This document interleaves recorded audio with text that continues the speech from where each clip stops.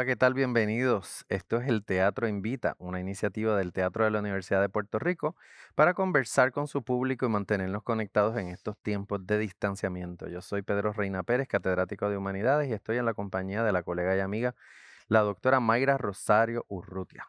Mayra, Muy buenos bienvenida. días y muchas gracias por la invitación. Yo muy contento de tener la posibilidad de conversar con una colega historiadora porque en esta serie de entrevistas hemos podido tertuliar sobre distintas cosas y en este caso particular tenemos a la doctora Rosario aquí, porque la doctora Rosario ha escrito un libro sobre la epidemia de la influenza en Puerto Rico hace ¿qué? 2 años más o menos, ¿verdad? 1919. 1918.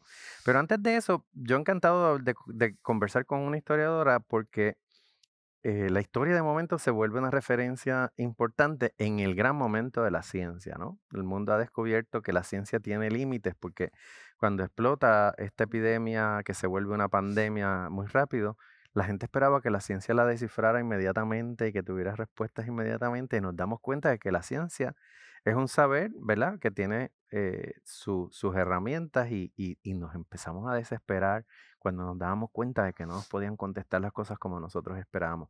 ¿Cuál es tu reflexión sobre este momento en general y sobre el lugar que tiene el pensamiento histórico, pensar históricamente sobre esto? Eh, Primero, yo creo que la pregunta es bien pertinente, ¿no? Porque es lo que reflexionamos día a día ante lo que está ocurriendo ahora mismo, ¿no? Aquí hay varias cosas que tienen que ver con el desconocimiento que tú estás mencionando de la ciencia, que ya otros médicos, como el caso de Jesús Domínguez, que menciono en el libro, que decía en el siglo XIX que en la ciencia todo es relativo y el trabajo que daba a veces poder diagnosticar bien y tomar unas decisiones. Pero son varias cosas, ¿no? Una de las que yo creo que es un paso adelante, hay pasos adelante y hay otras cosas que están congeladas en el tiempo. Una de las cosas que está congelada en el tiempo es que nosotros hemos pasado por epidemias, hemos pasado por pandemias, y sin embargo, cuando tú te refieres a un libro de historia de Puerto Rico, algo tan severo como fue la del 18-19, eso no aparece en ningún sitio, ¿no? Entonces, este asunto que prevaleció por un tiempo en términos disciplinarios, vamos a historia es historia, ciencias naturales es ciencias naturales, yo creo que eso afectó mucho la difusión y la reflexión sobre todas estas cosas. Estamos en un momento interdisciplinario y hay que coger esto en serio, ¿no? Para mí es tremenda ventaja, por ejemplo, que estudiantes de ciencias naturales vengan a historia, hagan trabajo, reflexionen, hablen con uno y lo otro es que haya una colaboración entre las diferentes, facultades y las diferentes disciplinas, ¿no?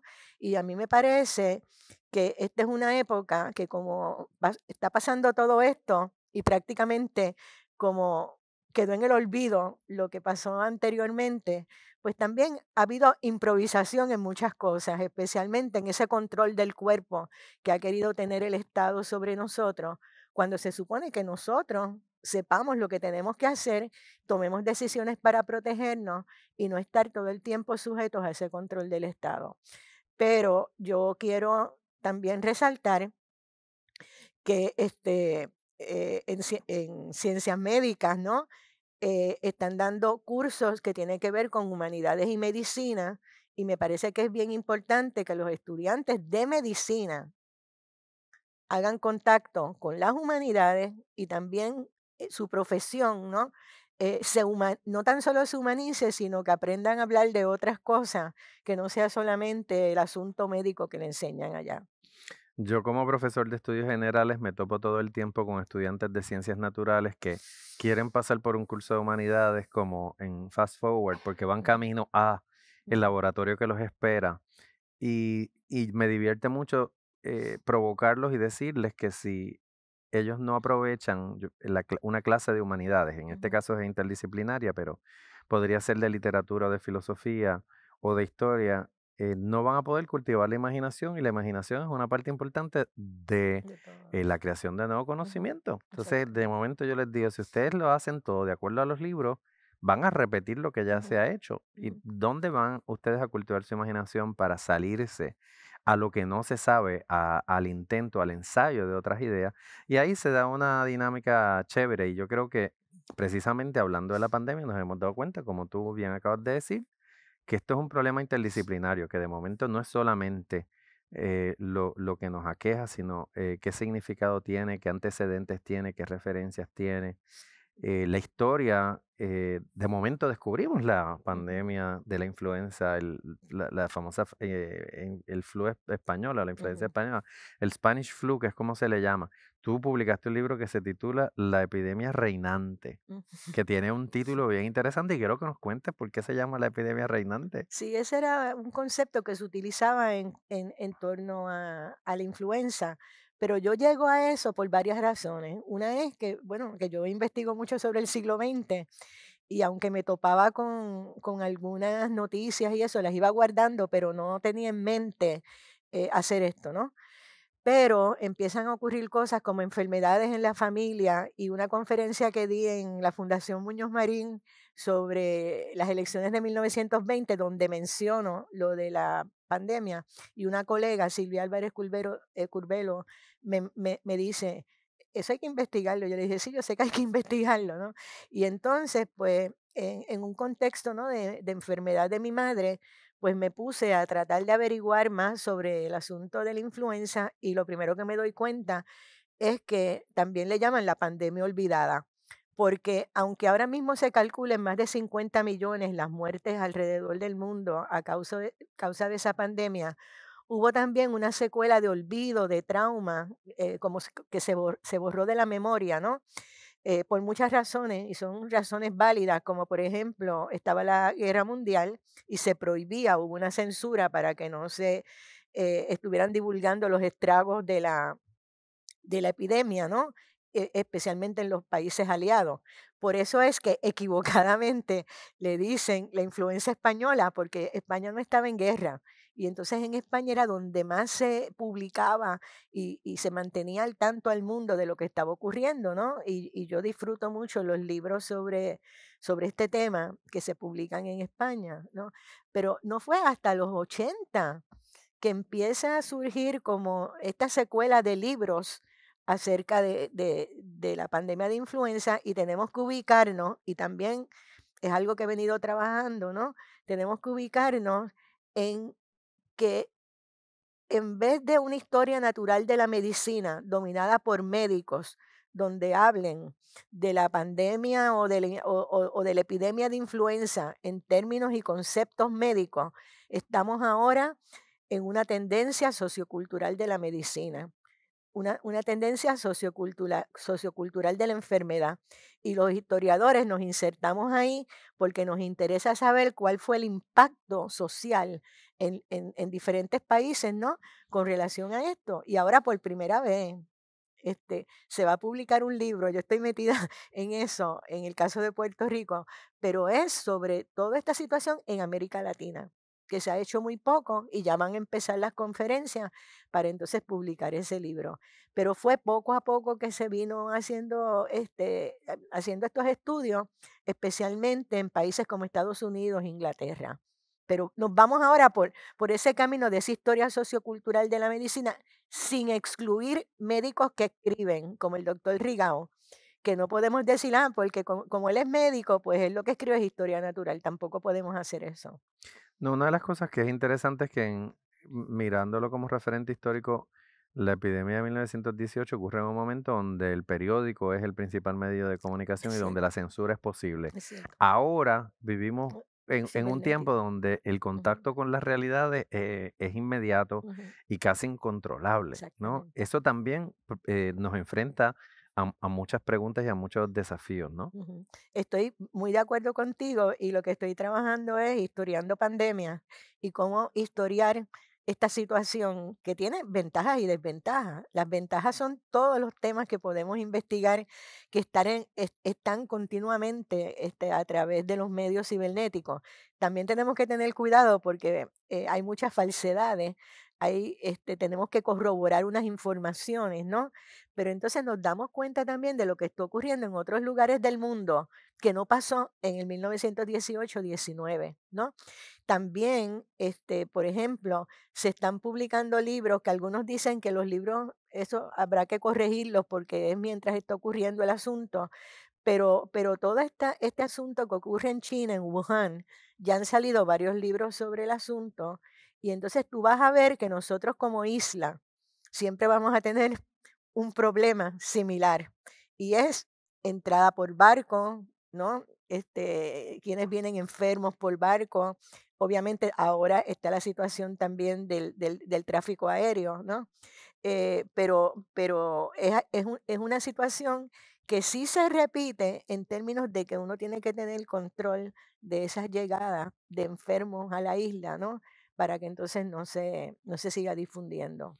En Puerto Rico la prensa decía ayer que solamente una tercera parte de los pasajeros que llegan por avión tienen una prueba negativa de COVID, o sea que dos terceras partes llegan sin la prueba y tienen que someterse al sistema de rastreo y Ujú.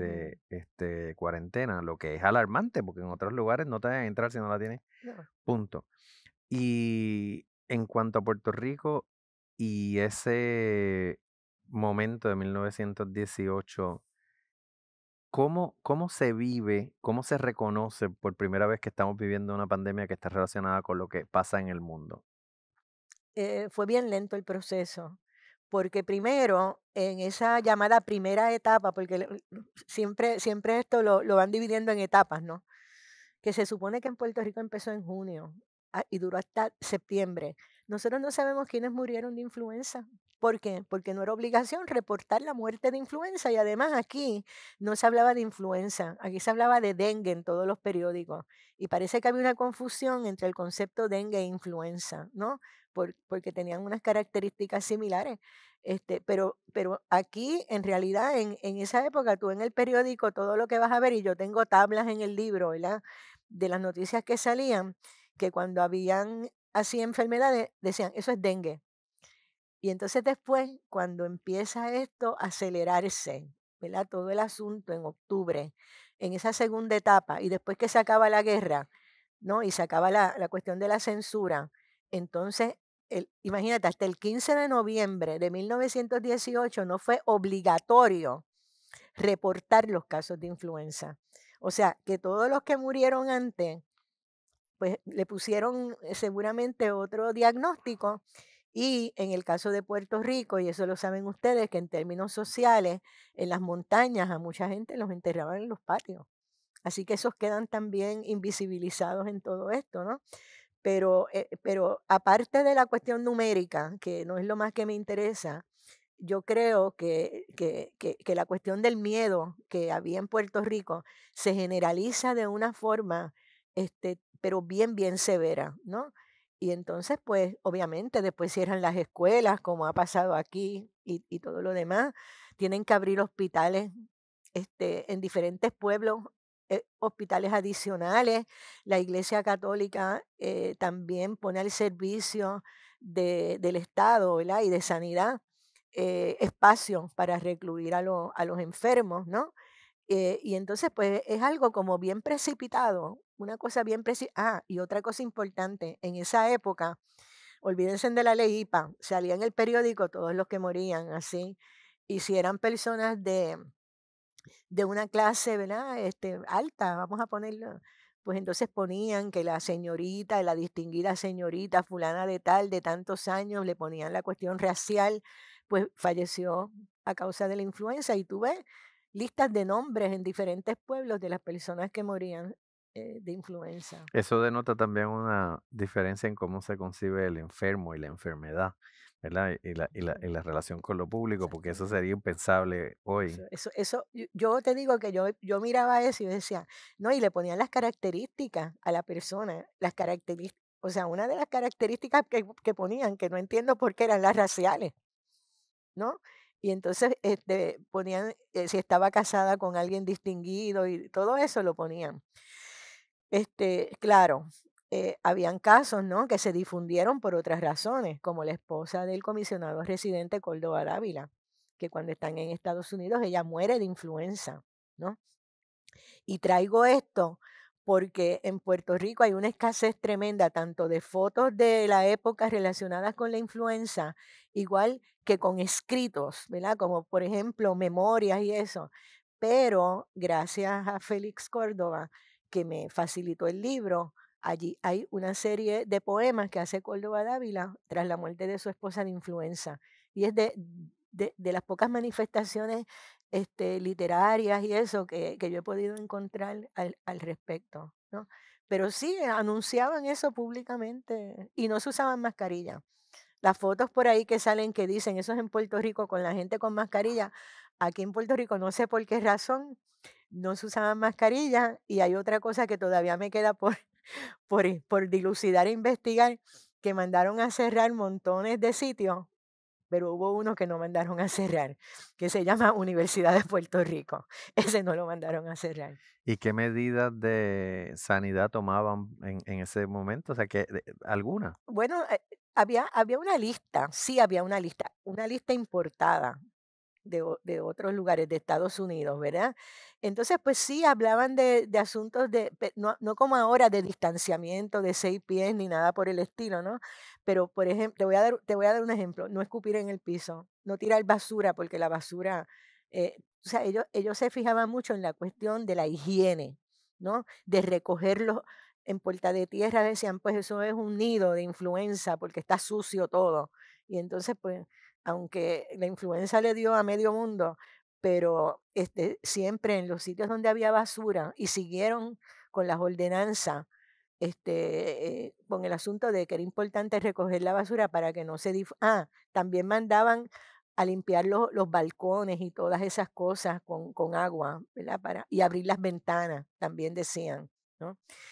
Pero, por ejemplo, en el caso de Cuba, que me trajeron de allá del archivo, también unas ordenanzas, ahí ponían multas y si tú hacías las cosas que se supone que no hicieran, tú sabes, te denunciaban y te ponían multas y todo. Aquí yo traté de encontrar a ver si habían, en las novedades de la policía y Fernando me decía, Mayra, no he encontrado nada de ello, yo tampoco. Así que ahí también eso habría que ver, pero no, en lo que pude ver no encontré. Por otro lado, la literacia científica que tenemos hoy es diferente a la que se tenía en el pasado y hoy esta circunstancia ha hecho que nosotros aprendamos a la carrera Sí. sobre las diferencias entre un virus y una bacteria, qué es una pandemia, qué es Ujú. una vacuna, cuáles son las tecnologías de vacuna, ¿no? Por otro lado, aprendemos aceleradamente y hablamos con cierta propiedad Sí, sobre estos eventos ahora aunque lamentablemente, hablando de lo sociocultural, se hayan politizado cosas como las mascarillas. sí. Vemos al gobierno de China yendo a Wuhan a ver, Ujú, ¿verdad? Porque hay un tema de la responsabilidad, de si en efecto salió de Wuhan o no, ujú.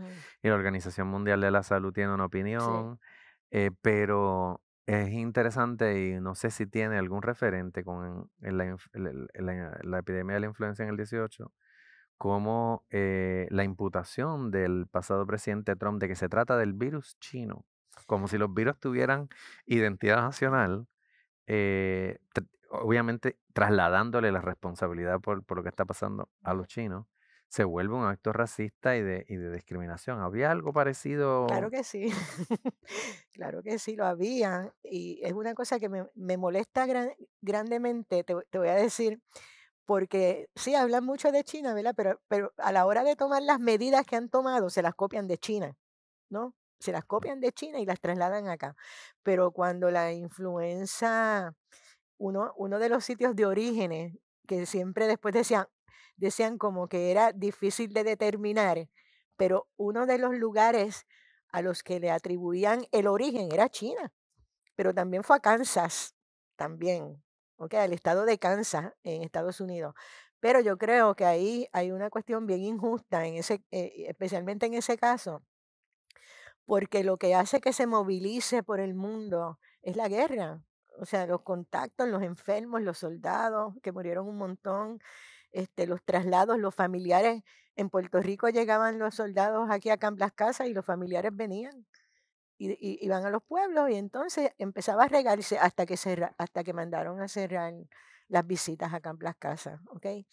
Pero sí, es cierto que en esa época también le echaron la culpa a China de que había empezado, pero en términos de prueba fáctica de que fue allí, y en realidad yo lo que digo es, ¿nos debe de importar eso tanto? A mí lo que me importa más bien es tomar las medidas y que cada uno aprenda a tomar las medidas para protegerse en situaciones como esta, no echarle la culpa a un país de que eso ocurra. Una de las cosas que más me llamó la atención de tu libro es que hablas de que la epidemia se vivió por etapas, ¿no? Y que había un periodo entre medio largo que hacía pensar a la gente que ya había pasado el peligro hay una reincidencia. Ujú. Eh, Cuéntanos de ese tránsito entre el Mm. primer periodo y el segundo. Mira, esto de le dicen olas o etapas, ¿no? Y entonces, pues, esas primeras, igual que pasó ahora, esas primeras dicen que son benignas. O sea, yo me imagino que los familiares de las personas que han muerto, para ellos no eran benignas, ¿no? Ujú. Pero entonces es que está comenzando, es un periodo que está comenzando. Aquí se lo atribuyeron a un sacerdote que vino en un barco y estaba enfermo con influenza. Todo aquí El se paciente concentró, cero. ajá, en que fue a través de los barcos que vinieron los enfermos. Y dicen, eso empezó en junio, julio, agosto, septiembre, pero entonces ya tú vas a ver ahí que hay unos cambios y en el periódico también hay una forma, lo que tú dijiste, ¿no? Yo examiné cuánta prensa había y cómo es que lo van informando, ¿no? Y cómo es que va cambiando el concepto de dengue a influenza, pero todo, al principio todo es dengue, dicen que es dengue. Y entonces, pues la segunda, pues ahí es que la cosa se pone bien seria. Obviamente también con la llegada de, de los veteranos, pero incluyendo y sin, no nos podemos olvidar que en el caso de Puerto Rico lo que invisibilizó más que en otros países el asunto fue el terremoto. Al ocurrir el terremoto y el maremoto, todas las fotos de la Cruz Roja se fueron para el terremoto y el maremoto. Y mientras la Cruz Roja son cientos y cientos y cientos de fotos en Estados Unidos, en Puerto Rico, en el archivo general fueron a, ¿verdad?, a ver si me las conseguían y después yo escribí, no, no encontramos nada aquí. Eso fue lo que me dijeron. Y entonces, pues eso es bien lamentable, ¿no? Porque pues uno no tiene como ese análisis visual que me hubiera gustado hacer sobre el asunto, ¿no? Y entonces empieza a decaer en diciembre. Después ya entre finales de diciembre y enero empiezan a abrir algunas escuelas, ¿no?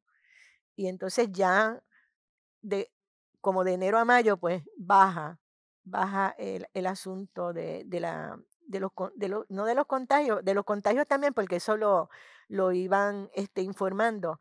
Pero entonces, después de mayo, eso no quiere decir que no hubo gente que le dio influenza. Después hubo etapas también y meses donde también la gente, pues, le daba influenza, tú sabes.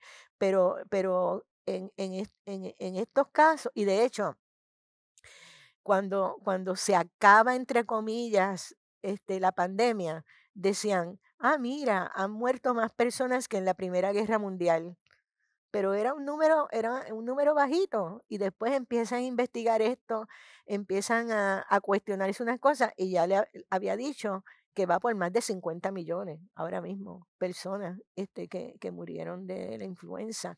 En ese sentido, pues, si tú lo comparas con lo de ahora, pues, aquello fue bien catastrófico, pero no me quiero, remitir solamente a ese asunto estadístico, porque esto ha tenido unas consecuencias que tienen que ver con la salud mental, tiene que ver con la crisis económica que han sufrido muchas empresas, tiene que ver con la situación de los médicos también y todo lo que han pasado. Y ya ustedes han visto los médicos que han muerto en Puerto Rico, ¿no? Y en otros países a causa de esto, ¿no? Y del impacto económico que ha tenido en muchas oficinas. Yo tengo dos hijos dentistas en Nueva York y aquello para mí fue una cosa terrible tratar de que tuvieron que cerrar sus oficinas, o sea, una pérdida tremenda, ¿no? Ahora no, ahora ya pues todo se ha arreglado, pero el sufrimiento, el miedo con los hijos, con ellos, que no se contaminaran, así que hay otras consecuencias ahora también. okey, Nos ha tomado esta pandemia para darnos cuenta cuán interconectado está el mundo ahora, exacto. y cómo, ¿verdad? Lo que llamamos la globalización encuentra en esta pandemia una manifestación inédita, porque sabíamos que el Internet nos Ujú, conectaba, pero el Internet pues es una cuestión abstracta de momento. Eh, Tenemos al pasado secretario de Salud en Puerto Rico diciendo aquí no va a pasar nada porque aquí no hay ujú. vuelos de China y uno decía, Pero caramba, hay un conocimiento bastante llano aquí de que en el aeropuerto de Aguadilla llegan aviones de carga de todas partes del mundo, de China ujú, particularmente. Cathay Pacific es una línea de carga que aterriza en el aeropuerto de Rafael Hernández de Aguadilla todas las semanas y vemos cómo en realidad Puerto Rico siendo isla, porque es la ujú, mentalidad de que el mundo ocurre en otra parte, la vida está en otra parte ujú, porque nosotros somos aquí, y estamos protegidos por esta pared de agua que tenemos, descubrimos que tal cosa no es cierta. Y segundo, que la transportación nos pone ujú, en cualquier lugar del mundo. Entonces, yo he visto estadísticas que dicen, por ejemplo, que la industria de la aviación no se recuperará al nivel que tenía en ujú. 2018 hasta el 2024, porque, o sea, no, nosotros nos hemos vuelto reticentes a montarnos en un avión. Tiene que ser estrictamente necesario Exactamente. que alguien viaje, así que eso es una, una circunstancia nueva, Ujú. ¿verdad? Antes nos montábamos por cualquier E provocación. es nueva y tiene unas consecuencias terribles porque, por ejemplo, yo viajaba por lo menos 3 veces al año a ver a mis hijos a Estados Unidos. Entonces, ahora ya va un año, ya un año que no nos vemos, ¿ven? Aunque yo sí viajé, yo fui en un momento, pero el distanciamiento que había en, ¿cómo se llama? En ese momento, cuando uno estaba en el avión, era algo que me tranquilizó, pero ahora en estos días yo no me atrevo, aunque ya me puse la vacuna, pero no me atrevo, ¿no? Entonces, Ujú. esa cuestión de ese distanciamiento familiar, de estar uno hablando todo el tiempo vía redes, es algo bien terrible, ¿no? No, Bien, yo tampoco me montaba un avión un año. Y antes sí, me montaba la menor provocación, ahora un año. sí. ¿Qué, ya estamos casi concluyendo, pero qué reflexión final tienes sobre para dónde van las cosas? O sea, según las ves ahora Ujú, mismo, tanto en Puerto Rico como en el mundo, ¿qué tú crees que puede enseñarnos la pandemia de 1918 a la que vivimos actualmente en ujú, términos de lo que viene? ujú. Bueno, mira, yo lo más que enfatizaría, y hablamos de esto hace unos días también, es en que, contrario a lo que ocurrió antes, ¿verdad? Con lo del 18-19, que estuvo en un silencio, me parece que hasta ridículo, ¿no?